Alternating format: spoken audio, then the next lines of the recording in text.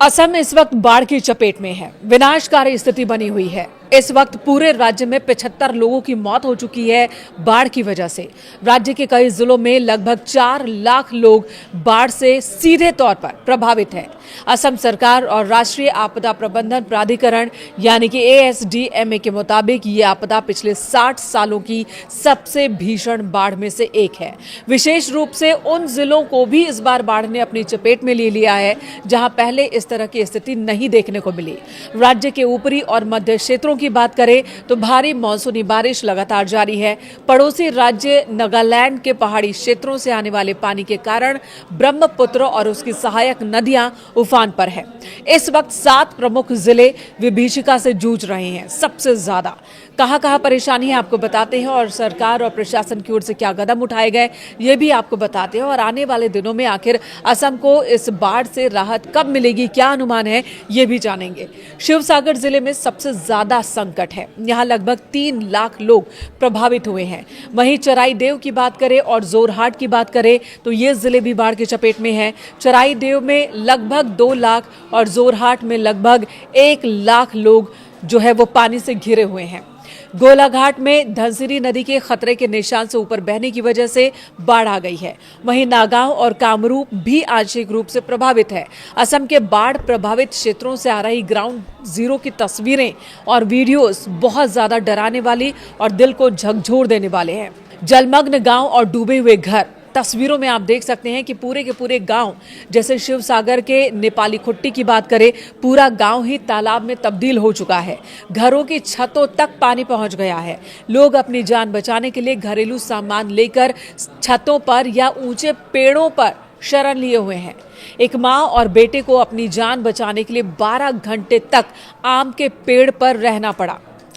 नाजिरा और शिवसागर के कस्बों में आई तस्वीरों में पानी उतरने के बाद सड़कों पर और घरों के बाहर गाड़ियां और ट्रक गहरे कीचड़ में धंसे हुए दिख रहे हैं।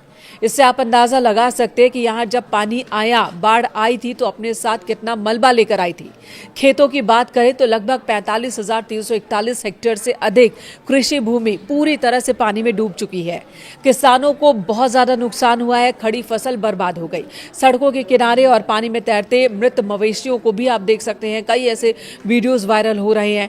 ग्रामीण अर्थव्यवस्था की कमर टूटने की गवाही दे रहे हैं ये वीडियोज। हजारों पशु बह चुके हैं। बात सरकारी और प्रशासनिक मदद की जाए तो असम सरकार, केंद्र सरकार और अलग अलग सुरक्षा बल मिशन मोड पर इस वक्त बचाव अभियान में जुटे हैं। विस्थापितों के लिए राज्य भर में 80 से ज्यादा राहत शिविर संचालित किए जा रहे हैं।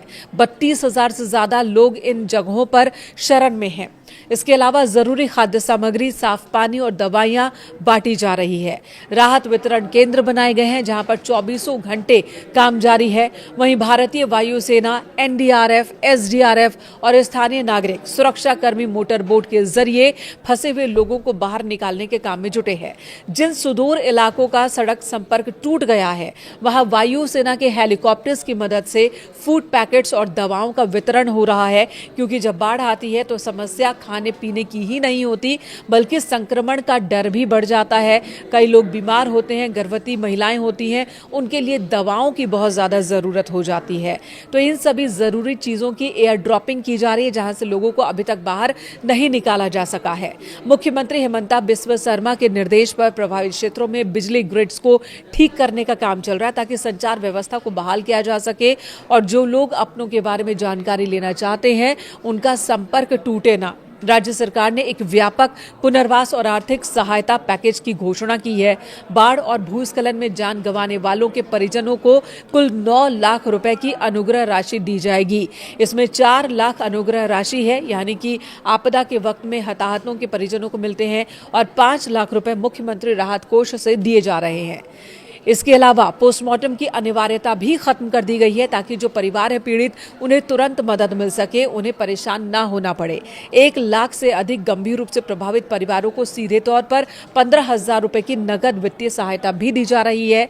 वहीं प्रभावित जिलों के छात्रों की पढ़ाई का नुकसान ना हो, इसके लिए अगस्त महीने से उच्चतर माध्यमिक से लेकर पोस्ट ग्रेजुएट तक के छात्रों को 1,000 से लेकर 5,000 रुपए तक की पुस्तक दिए जाएंगे। केंद्र सरकार भी स्थिति पर पैनी नजर बनाए हुए है। एक वीडियो सोशल मीडिया पर वायरल है जिसमें एक बच्ची सड़क किनारे अपने किताबों को सुखा रही है जो बाढ़ में भीग गए और इसी वीडियोस पर सबका ध्यान आया। इधर सरकार ने भी कहा है कि जिन भी बच्चों की किताबें बाढ़ की वजह से बह गई हैं या फट गई हैं, गल गई हैं, नुकसान हुआ है, तो सरकार की ओर से उन्हें मुफ्त में किताबें उपलब्ध करवाई जाएंगी। प्रधानमंत्री नरेंद्र मोदी ने राज्य के सांसदों और मुख्यमंत्री से मिलकर असम को हर संभव केंद्रीय मदद और वित्तीय सहयोग देने का भरोसा दिया। हालांकि कुछ इलाकों में पानी धीरे धीरे अब कम होने लगा है, लेकिन महामारी फैलने का खतरा और विस्थापितों के पुनर्वास की प्रशासन के सामने एक बड़ी चुनौती है, जिसकी व्यवस्था करनी होगी प्रशासन को और आने वाले दिनों में त्वरित गति से इस पर काम करने की जरूरत है।